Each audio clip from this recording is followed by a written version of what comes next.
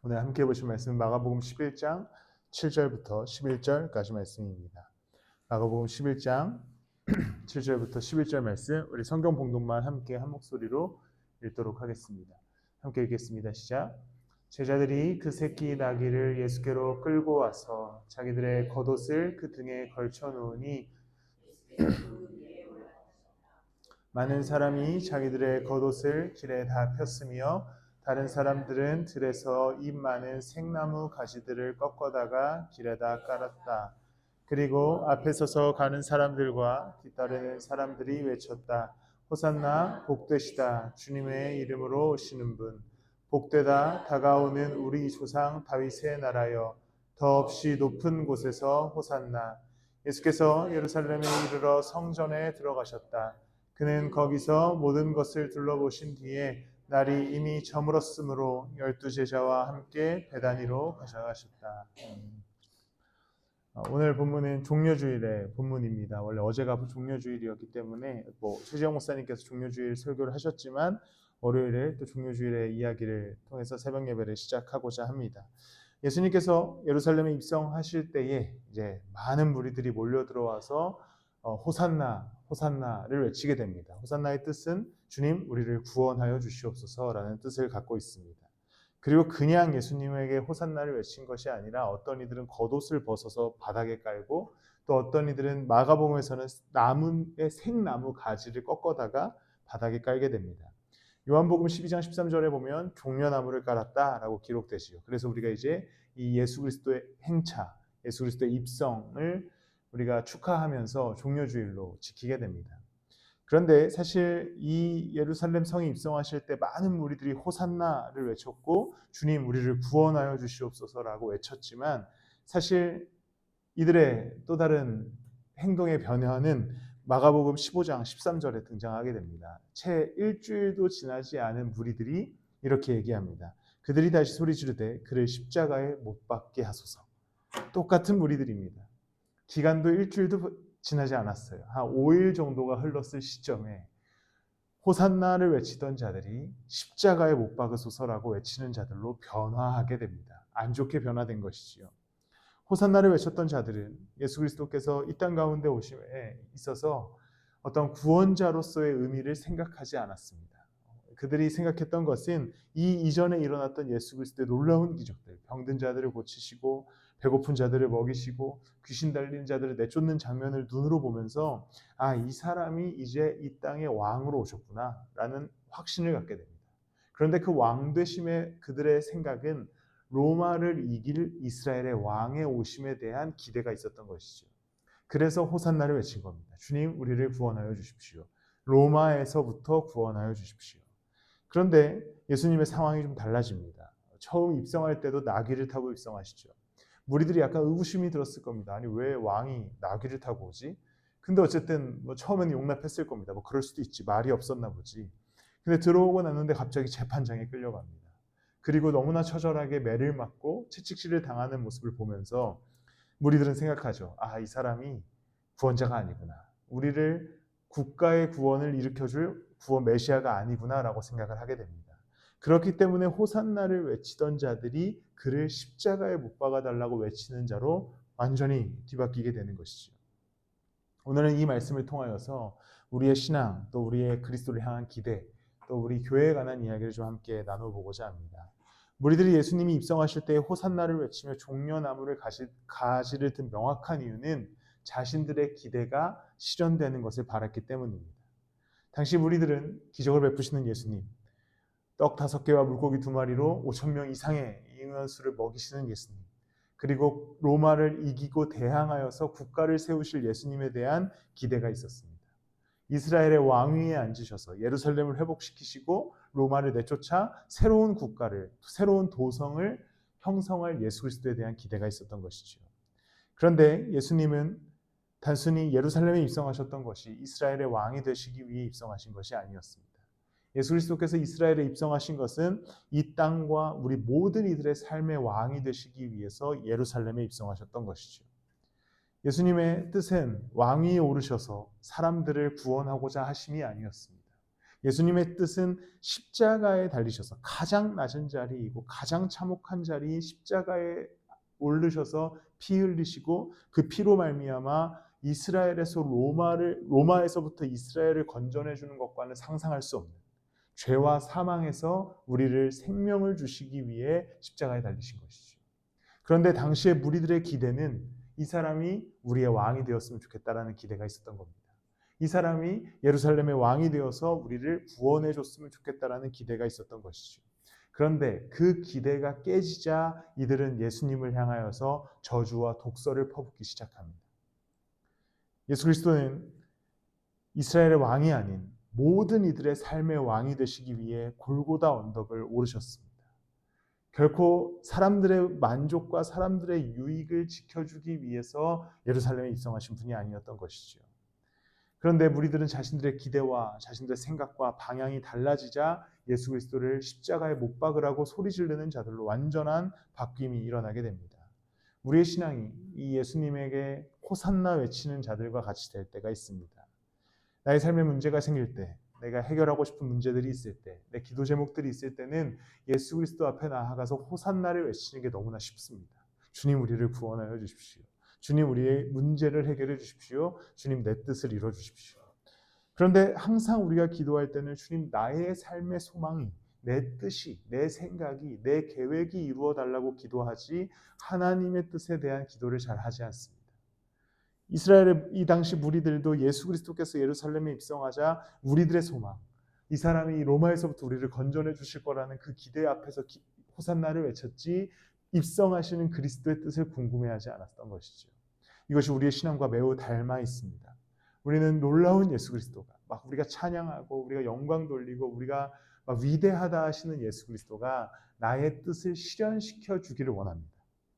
나의 어떤 소망과 나의 계획을 이끌어가 주시기를 바라는 것이죠. 그러나 그 뜻이 내 뜻대로 되지 않을 때 우리는 실망하고 좌절하는 믿음을 갖게 됩니다. 그러나 우리는 이제 종려나무 가지를 들고 호산나를 외치는 자들과 같이 되는 것이 아니라 예수 그리스도의 그분의 뜻을 구하고 나의 삶에 그분의 뜻을 이루어달라고 기도할 수 있는 그 믿음이 필요합니다. 요한복음 16장 33절에서 예수님께서 이렇게 말씀합니다. 이것을 너희에게 이르는 것은 너희로 내 안에서 평안을 누리게 하려 함이라. 세상에서는 너희가 환난을 당하나 담대하라 내가 세상을 이겼노라. 예수님이 십자가의 길로 가신 것은, 예루살렘에 입성하신 것은 로마를 이기기 위해 가신 것이 아니죠. 어떤 한 나라를 이기기 위해 가신 것이 아닙니다. 세상을 이기기 위해 예루살렘에 입성하신 것이죠. 죄와 사망을 이기기 위해 예루살렘에 들어가시게 된 겁니다. 그렇기 때문에 이제 이 승리를 경험한 그리스도가, 부활하신 그리스도가 그리스도인들과 제자들에게 말씀하시는 것은 환난을 당할지라도 담대하라고 얘기하는 겁니다. 왜냐? 내가 세상을 이겼기 때문이다 라고 말씀하는 것이죠. 우리가 당장은 이해할 수 없는 일들이 발생하고 또 해결해야 될 문제들이 우리 앞에 나타나고 또 정말 이 단어의 무게감처럼 환난을 당할 때가 있지만 또 실패를 경험할 때가 있지만 우리가 예수 그리스도를 신뢰하며 나아갈 수 있는 이유는 그리스도가 우리에게 선언하여 주시기 때문입니다. 담대해라. 내가 세상을 이겼다. 그리고 이 세상을 이기신 예수 그리스도의 십자가 아래에 우리가 거하며 살아가기 시작할 때 우리는 그 안에서 담대함과 또 걸음을 옮길 수 있는 힘과 믿음이 생기게 되는 겁니다. 여러분의 뜻이 이루어지지 않으면 실망하지 마십시오. 또 우리의 소망과 우리의 계획대로 우리의 삶이 흘러가지 않음에 좌절하지 않으셨으면 좋겠습니다. 예수 그리스도께서는 이미 세상을 이기셨습니다. 세상을 이기신 예수님이 우리의 삶을 온전히 계획하고 계시고 온전히 그 안에서 뿌리 내려서 자라가게 하시기 때문에 우리가 예수 그리스도의 십자가 아래 거하며 살아갈 때에 내 삶의 당장은 실패처럼 보이나 세상을 이기신 예수 그리스도가 우리를 완전한 승리 안으로 인도하여 주실 것입니다. 그러니 이 새벽에 또 고난주간을 지나가면서 기도의 자리에 나아가셔서 기도의 제목 가지고 실망과 좌절을 경험하시기보다 승리하신 그리스도 앞에 나아가서 진정한 우리의 삶의 기도의 제목들을 내려놓고 또 승리하신 그리스도를 누리는 한 주간이 되시기를 축복합니다. 교회도 마찬가지입니다. 교회도 예수 그리스도께서 이 교회에 관해서 이야기하실 때 내가 내 피로 이 교회를 샀다라고 말씀하시지요. 그리고 이 교회에 관해서 예수 그리스도께서 말씀하시는, 제가 너무나 항상 좋아하는 그 인용은 내가 머리고 교회는 몸이다 라고 말씀합니다. 이것은 예수 그리스도께서 교회 가운데에도 말씀하실 때에 어떤 누군가의 뜻과 계획대로 교회가 성장하는 것이 아니라 그리스도가 머리 되셔서 승리하신 그리스도의 승리를 누리는 교회, 그리고 승리하신 그리스도의 뜻과 목표를 향해 함께 걸어가는 교회를 이루어 가라라고 하는 명령이기도 합니다. 그러니 교회를 이룸에 있어서도 여전히 우리가 함께 예수 그리스도를 의지하여서 그리스도와 함께 걸어가는 우리가 되기를 바랍니다. 승리하신 그리스도가, 세상을 이기신 그리스도가 우리에게도 또한 동일한 승리를 허락하여 주실 줄 믿습니다. 또한 종려나무를 든 무리들을 생각해 보면 그들은 종려나무를 들었지만 스스로 희생할 생각은 없었습니다. 그들은 명확하게도 종려나무만 들었고 겉옷을 예수님 앞에 깔았는데 그것은 어떠한 표현이었냐면 예수님이 왕이 되셔서 로마를 전복시키시고 그 다음에 그 영광을 자신들이 함께 누리기를 바랬습니다. 그렇기 때문에 그리스도가 고통의 길을 가자 그것을 용납할 수 없었던 것이죠. 그래서 예수님께서 이제 요한복음 12장 23절에 보면 예루살렘 성전에 입성하신 이후에 이렇게 말씀합니다. 내가 영광을 받을 때가 왔다. 영광을 받을 때가 왔다고 말씀하세요. 영광을 받을 때가 왔다고 말씀하시면 막 사람들이 더 기대가 되는 거죠. 와, 예수님이 이제 드디어 왕좌에 올라가시는구나. 근데 24절에 뚱딴지 같은 소리를 하시게 됩니다. 내가 진실로 너희에게 이르노니 한 알의 밀이 땅에 떨어져 죽지 아니하면 한 알 그대로 있고 죽으면 많은 열매를 맺느니라. 무리들은 기대하고 있었죠. 야, 이제 이 예수라는 사람 영광을 받으러 간대. 왕위에 올라간대. 근데 갑자기 예수님이 이어서 말씀하시는 게 아니, 나는 죽으러 왔어. 이 밀알이 죽어야 열매를 맺을 수 있으니까. 그러면서 이제 예수님이 말씀하실 때 나만 죽으면 돼 라고 말씀하시면 좋았을 텐데 25절에 이어서 이렇게 얘기합니다. 사람이 나를 섬기려면 나를 따르라. 나 있는 곳에 나를 섬기는 자도 거기 있으리니 나를 섬기면 내 아버지께서 그를 귀히 여기시리라. 이제 예수 그리스도께서는 어떻게 말씀하시냐면 제자들에게 자기의 목숨을 사랑하는 사람은 제가 이거 말씀을 잘못했군요. 이게 맞습니다. 자기의 목숨을 사랑하는 사람은 잃을 것이요 이 세상에서 자기의 목숨을 미워하는 사람은 영생에 이르도록 그 목숨을 보존할 것이다. 예수님께서 24절에 내가 죽을 거야. 내가 밀알이 되어서 죽을 거야. 25절에 이어서 말씀하시는 게 근데 너네도 목숨을 사랑하지 마. 너네도 죽어 라고 말씀하는 거죠. 예수 그리스도께서 이 땅 가운데 오심은 왕좌에 오르셔서 우리를 구원하여 주시기 위한 게 아니라 밀알이 되셔서 죽으시고 열매를 맺게 하기 위해 오셨습니다. 그러면서 제자들과 그리스도인들에게 명령하시는 것은 이와 같이 너희도 순종과 희생과 섬김의 삶을 살아가라고 명령합니다. 이것이 그리스도인들에게 주어진 하나님의 은혜, 특권인 것이지요. 하나님께서는 우리에게 이와 같이 살게 하십니다. 종려나무 가지를 든 사람들은 예수님의 입성을 보면서 섬길 생각이 없었습니다. 영광을 누릴 생각만 있었던 것이죠. 그러나 그리스도인들에게 예수님께서 말씀하시는 것은 밀알처럼 심겨져서 죽어서 같이 이 하나님 나라를 위해 열매 맺자라고 하시는 명령인 것이죠. 예수님께서는 이제 종려나무 가지를 손에 든 것을 내려놓고 십자가를 짊어지라고 말씀합니다. 종려나무 가지에 있었던 예수님만의 영광을 누리지 않고 함께 십자가를 지고 그리스도를 향해 걸어가자라고 말씀하는 것이지요. 이제 이것이 예수님이 내가 영광을 받으러 왔다라고 하는 말씀의 이유와 내용인 것이지요. 예수님께서는 희생과 순종으로 우리를 구원하여 주시기 위해 오셨습니다. 그리고 또한 우리에게도 희생과 순종으로 예수를 따르라고 말씀합니다. 그렇기 때문에 우리는 교회를 이루어가는 가운데 또한 우리의 삶을 살아가는 가운데 항상 희생과 순종이 전제되어야 한다는 사실을 기억하십시오. 예수 그리스도께서 밀알처럼 심겨서 열매를 맺으신 것처럼 그리스도인들도 각자의 자리와 교회 가운데 심겨서 그리스도의 일을 이루어 갈 것에 대한 명령을 하시는 겁니다. 어제 또 금토일 라이트하우스 제주에 방문했었는데 라이트하우스 제주는 행정상 담임 목사는 있지만 실질적인 담임 목사는 없습니다. 라이트하우스 홍민기 목사님께서 여기는 성도들이 이루는 교회를 만들어 보겠다. 그래서 담임 목사가 없는 교회 해서 이제 여러 목사님들이 교회를 섬기게 됩니다. 근데 원래는 호텔을 빌려서 예배하다가 이제 장소를 구했고 다음 주부터 새로운 장소에 가게 되는 거죠. 그러면서 제가 이제 어제 설교를 하면서 무슨 얘기를 했냐면, 같은 본문으로 설교를 했는데, 여러분 새 성전에 가면 청소하셔야 돼요. 우리 교회는 담임 목사가 다 하지만 여러분들 교회는 담임 목사가 없기 때문에, 심지어 부목사도 없고 아무도 없어요. 그냥 성도만 있는 교회입니다. 목사님들이 설교하러 오지만 청소하러 오진 않습니다. 그러니까 여러분들 섬기셔야 됩니다. 희생하셔야 되고, 그래서 교회를 이루어 나가셔야 합니다라고 얘기했습니다. 그러면서 마음속에 든 생각이, 야, 이건 우리 교회 성도들한테도 해줘야 되는 얘기 아니냐.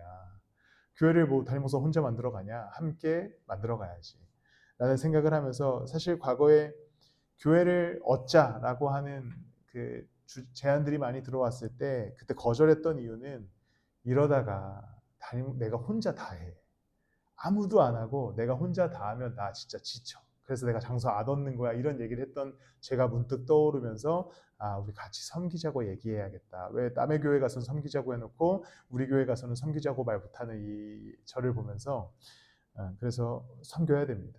교회는 섬기는 자들의 공동체죠. 예수님께서 우리 교회를 허락하신 것 얼마나 좋습니까? 예수님께서 제자들에게, 야, 너네 죽어야지만 살 수 있어라고 말씀하시는데, 예수님께서 우리에게 교회를 허락하여 주셨죠.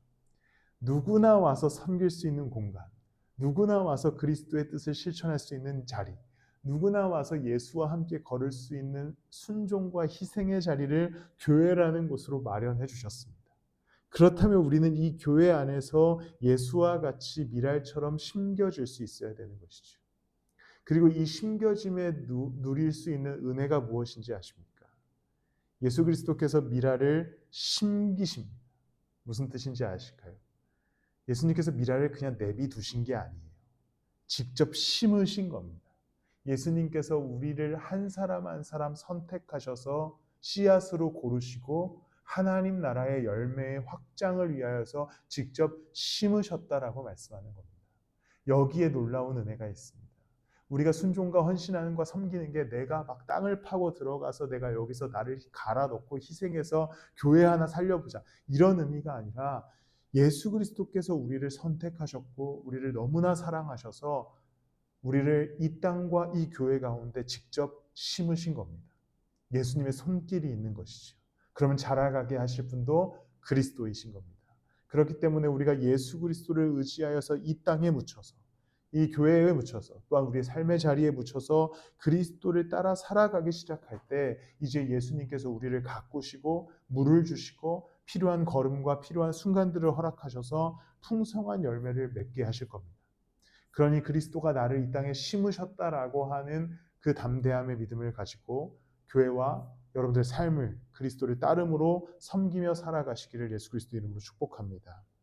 종려나무를 들었던 무리들, 그들은 갑자기 손가락질로 바꾸어서 예수님을 십자가에 못 박으라고 삿대질을 하기 시작합니다. 심지어 재판의 과정을 보면 예수님도 되게 억울하신 게, 이제 이스라엘이라고 하는 나라는 4명의 분봉 왕이 다스리고 있었습니다. 처음에는 이제 헤로데에게 가지요. 빌라도에게 가지요. 근데 빌라도가 보니까 죄가 없어 보여요. 예수님 죄 없는데, 이 사람 죄 없어. 그러니까 빌라도가, 근데 예수가 갈릴리에서 활동했으니까 헤롯에게 보내야겠어. 그래서 이제 다른 지역을 다스리고 있는 왕인 헤롯에게 보내게 됩니다. 이 왕의 역사도 되게 재밌거든요. 나중에 성경 공부를 하시면 어쨌든 이 헤롯에게 보내게 됩니다. 근데 헤롯이 뭐라고 얘기하냐면, 내가 생각해도 이 사람 죄가 없는데? 그러니까 둘이 합의를 봐요. 어떻게 합의를 보냐면, 채찍질이나 몇 대 해서 돌려보내자, 이렇게 합의를 봅니다. 그래서 예수님께 채찍질을 하죠. 형벌을 내렸는데 무리들이 거기서 분노하기 시작합니다. 이 사람 죽여야 된다. 예수님은 채찍을 맞았어요. 이미 1년의 어떤 형벌을 맞았는데 무리들이 손가락질하고 죽이자라고 얘기하니까 다시 십자가를 지고 골고다에 올라갑니다. 그러니까 예수님께서 골고다에 십자가를 지고 올라가실 때 힘이 다 빠지신 상태였던 거예요. 실제로도 힘든 길이었겠지만 채찍질을 이미 맞았기 때문에 십자가를 지고 올라가는 길이 너무나 힘들어서, 이제 뒤에 성경에 보면 아리마대 사람 요셉한테, 야, 십자가 좀 너가 같이 지고 걸어가죠 라고 얘기하면서 이제 아리마대 사람이 예수님 대신에 십자가를 지고 걸어가는 장면이 성경에 기록합니다. 성경 진짜 재밌지 않습니까? 이런 이야기들이 있는 거 보니까. 예수 그리스도께서 그렇게 십자가의 길을 걸어가시지요. 근데 무리들은 손에 종려나무 가지를 들고 있었을 때는 예수에게 영광을 돌리다가 십자가를 지고 가는 그리스도 앞에서는 그를 배반하기 시작합니다. 그런데 예수 그리스도께서 그리스도인들과 제자들 그리고 우리들에게 요구하시는 것은 손에 있는 종려 가지나무를 내려놓고 십자가를 짊어져 그리스도와 함께 걸어가자라고 하시는 겁니다.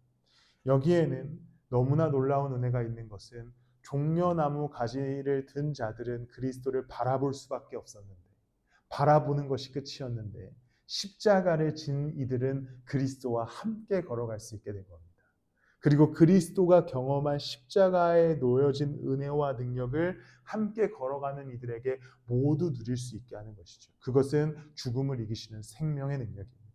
그 능력을 십자가를 짊어지고 걸어가는 모든 이들에게 허락하신 것이죠. 그것은 우리 오늘에게도 마찬가지입니다. 오늘 우리가 예수와 함께 걷기 시작할 때 우리는 내 능력으로 살아가는 것이 아니라 죽음을 이기신 그리스도의 부활의 능력, 십자가에 못 박히셔서 우리의 죄를 사하여 주신 그 구원의 능력으로 살아가신다는 사실을 기억하십시오. 그러니 오늘 하루도 담대하셔서 그리스도와 함께 십자가를 짊어지고 그리스도를 따라 걸어가는 여러분들이 되시기를 예수 그리스도의 이름으로 축복합니다. 말씀을 마무리하겠습니다. 예수님이 우리에게 같이 걷자 하실 때에는 마가복음을 통해서 쭉 우리가 함께 살펴봤듯이 예수님이 방관하시기 위해서 같이 걷자라고 하시는 게 아닙니다. 너네 한번 열심히 걸어와봐. 나 좀 따라와봐. 너네 나 좀 섬겨봐. 교회를 이뤄봐. 이렇게 말씀하시지 않죠. 예수님의 기본적인 배경은 무엇이냐면 같이 걷자. 내가 도와줄게. 내가 먼저 갈게. 나를 따라와 라고 하심에 있습니다. 그리고 오늘 나눴던 요한복음 말씀처럼 담대해. 내가 세상을 이겼잖아. 라고 위로하시는 은혜가 있습니다. 결국 예수 그리스도께서 십자가를 지고 나를 따라오라고 하실 때에는 거기에는 고통만 있어. 거기에는 섬김과 희생만 있어. 거기에는 아픔만 있어. 거기에는 시험 드는 것만 있어라고 말씀하시는 게 아니죠. 각자의 십자가를 지고 나를 따라와 라고 얘기하시면은 내가 같이 걸어가 줄게 라고 하시는 은혜와 약속이 있습니다. 섬겨봐. 그리고 심겨져 봐. 그리고 순종해봐.